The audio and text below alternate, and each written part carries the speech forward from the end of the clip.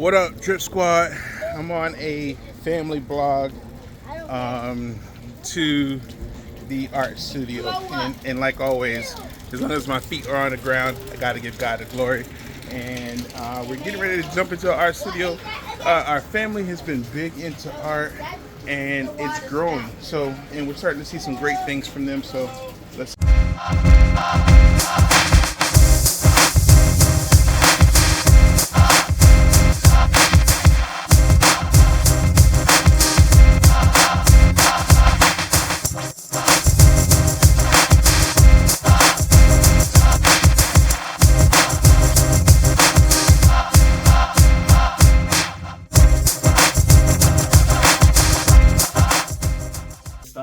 When we get done with it, we're gonna give it to you for your house, and Okay. then we're gonna paint another piece, and then that piece is gonna go to your house. No, I'm gonna sell it, and part of that money is gonna go to the charity. All right. So it will help, people that need help. Do you know I know how to paint? Do you? Do? Well, I see your clothes. You came prepared. I love it. Yeah. Do you have a picture of some of your work?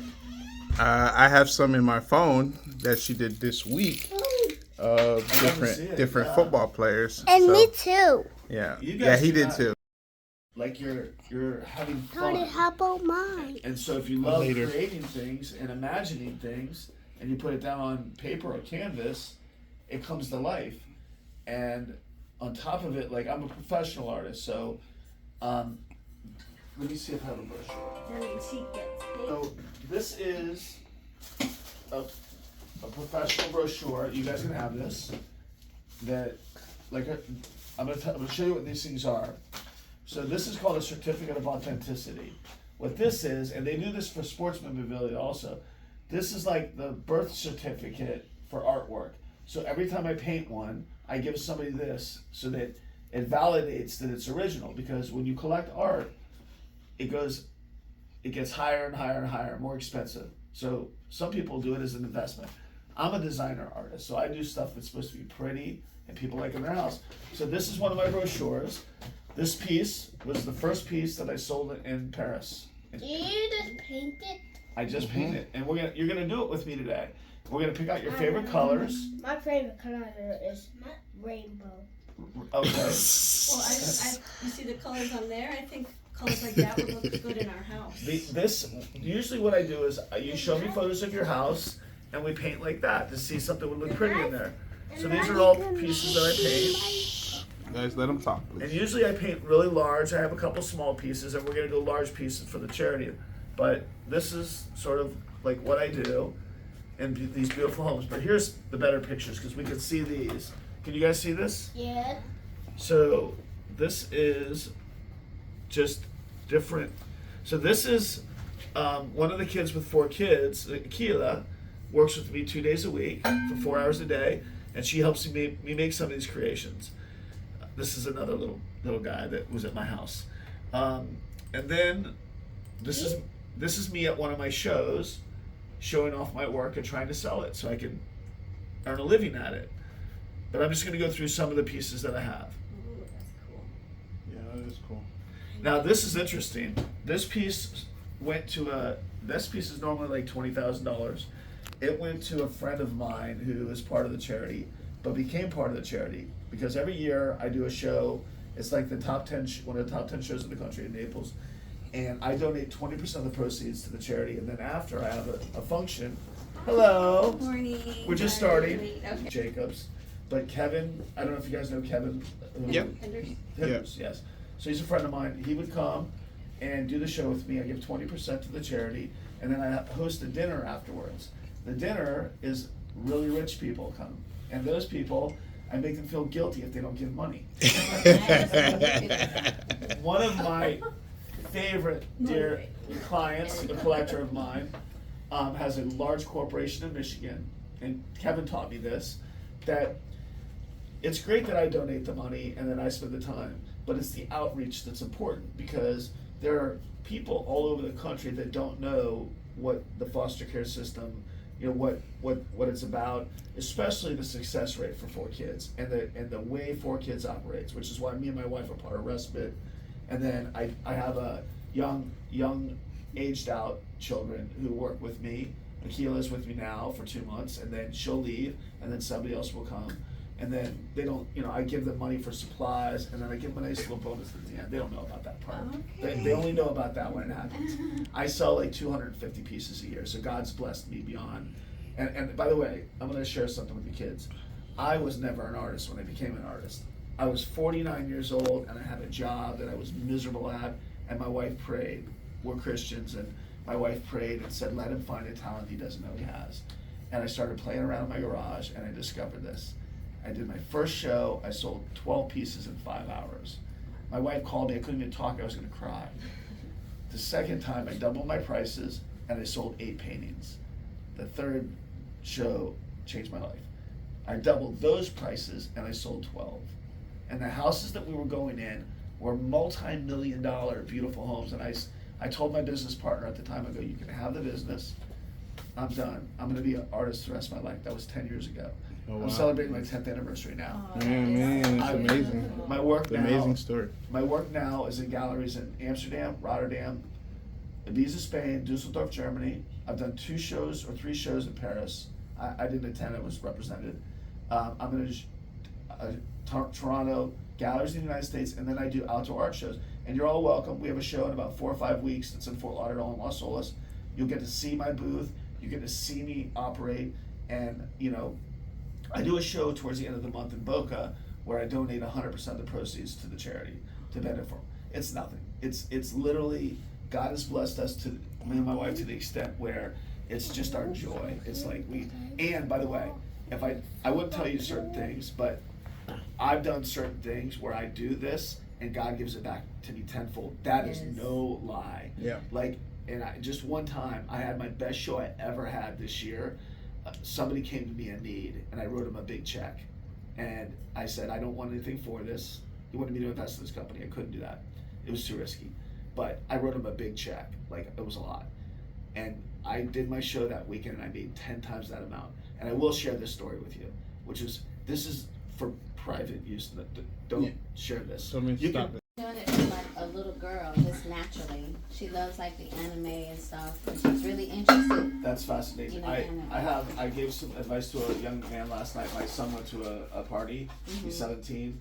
I picked him up like at 11:30 night. I was not happy about that. But I took his friend home, and his friend just started talking to me, and they don't know what I do. And he's like, I'm a professional artist. I go, really? I go, so am I. And he does anime. It's called his diary. So it's phone. So I carved it out and I can put it with concrete. Some of these are done. But those weights, because I can look my muscles. No, that's because they won't be there when we paint it. So I'm going to paint. I set up a few. I have more that I can set up, so everybody can have a shot at it. But come on in further. People who want to be an artist like you. Like this sells for $20,000 in my galleries. I sell these for $13,000 when I sell them myself, because a gallery will only give me half of the $20,000. So I lower the price. They up the price because it's in a gallery, so they can get their cut. Yes, So exactly. when you sell it directly yourself, I sell 8 times faster than the gallery. So it's smarter for me to sell them myself in the retail. Yeah. And then I have like a Judith Clive Daniel that will sell this for 15 or 16,000. And they get and that's like a broker that wants it's to like take it on. Retail design I work with a lot of design designers. showroom. Like I Yeah. have an appointment with designers on Tuesday. I go to the house, I consult. That's called curation. So curating is when you design or you go into someone's space and you look and you say, and I'm better at the curation than the designer is because we have these debates all the time. But the way I do that process is this. The owner of the team, I use it as a sports analogy. All right, kids, listen. I use it as a sports analogy. In my world, the owner of the team is the person purchasing. The coach is the designer. And the quarterback is me. I can have all the discussions you want, but when it's time to paint, that means I'm on the field. And when I'm on the field, leave me alone. Let me do my thing. And that sounds egotistical, and it is a little bit, but that's because this is my profession, this is what I do. Right? And then I take a 2x4 and attach this to a long 2x4. Then we have a block that goes there. It's in the block. These are all joined together. And then we take it, we put a thin set mixture of materials. It's a couple different materials because it needs to be hard, but it also needs to have a little flexibility to it so it doesn't crack. And then once it's done, we take it and we circle it around. Once it's dry, we pull it off, and then we take a trowel and we clean it up. And then I have 2 studio assistants. And then it's set apart. Then it's prepped with an acrylic paint. So I'm going to show you, I showed you different stages right here. So this is a piece that's completely finished, right? This is a piece that has just been prepped. This is a wood substrate underneath here. See what it looks like underneath? It's all wood, okay? Let's, I'm sorry, what are your names now? Connor. Connor? Aiden. Aiden? Dash, okay. Are you guys all brothers? Yeah. You all look alike. Okay, let's, does any, do you like art or? Any of you paint or draw? I think the art class every week. I don't really like painting. Okay. I prefer using charcoal. Oh, I love charcoal work. That's fantastic. All right, so we're gonna start mixing. I gotta put one of those back on. So here you go. You try this and put it in one of those buckets that are empty. We're gonna have some fun. Watch what I do, and watch how you mix colors and you make it really, really cool. Like pink. Okay, now what I'm gonna have you do is I'm gonna have you put this in here. Let me move this. And I'm gonna have you slowly mix it around and around and around. Slow. Really slow. Mix it. I'm gonna have you take this and mix this one over here. Focus. Look. Always look at what you're doing. Do you wanna try it? It's just like cooking. Yeah. Pretend you're mixing brownie batter, You can mix this one. cake batter. You have to be able to see that. You can't. Yes. See, that's like a brown. It used to be that color white, and now see it's a little bit different color. Now I can add more of that to darken it up if I want. But what I will usually do is add the catalyst to these, right? When I'm done adding the catalyst to it, which means it's gonna start to harden, I'll paint with part of it, and then but not all of it. I'll bring it back, and I'll add more color to add a darker hue to it. So there's part of the color wheel. When you do that, you cannot mess it up because you're adding more color of this, just make it a little richer or deeper. But the way nature works is that color flow, this is probably a little more sophisticated than they're getting, but that color flow is organic and it's natural and it's the way nature produces color. So that's why this will look perfectly attractive. And then I'm gonna do something for you. Now, and I'm gonna add a little bit of more turquoise that, I have plenty of turquoise for your piece here. Oh, wow. I want more of a differential between the two, and by doing that, now look at these. Everybody walk by these 3 pieces and look at them next to each other. So all this. Okay, everybody step back. Give everybody a chance to look. Okay, stand back, guys. Step back. Did y'all see? Okay, I'm gonna Step back. Now remember, this color has actual metal in it. That's going to be important later on, because as I disperse the colors, you're going to see them lay out. This metal is heavier. It's raising to the top right now. When the chemical hits that, it separates the thin veins. Like you see the thin veins through there, that piece right there? That's the metal that's submerged. And then sometimes I'll top dress metal.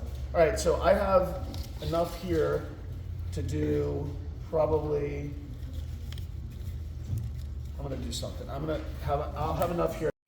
You guys ready to paint? Yeah. Okay. like a kid. You guys can do some. I can see that. I can see that for sure. But that's okay. See how much thicker it feels now? Yeah, see how heavy it is? Spin it around. Grab it tight. Now spin it around. Oh, wow. Okay, that's good. Good job. Gold mixed in here too, so that will come up. Yep. And then I'm going to use mostly the rest of it white. Okay. Excuse me, guys.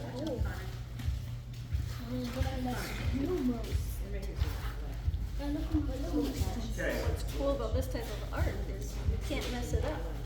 Like drawing is very hard because you can draw a leg and it might not look right. This, it's all These are my just paintbrushes. creative art and you can't mess it up. These are my paintbrushes. Oh, okay. That's easy. Because we're about to paint it in a second. I'm just gonna, this is heavy, so I'm just gonna lay this in.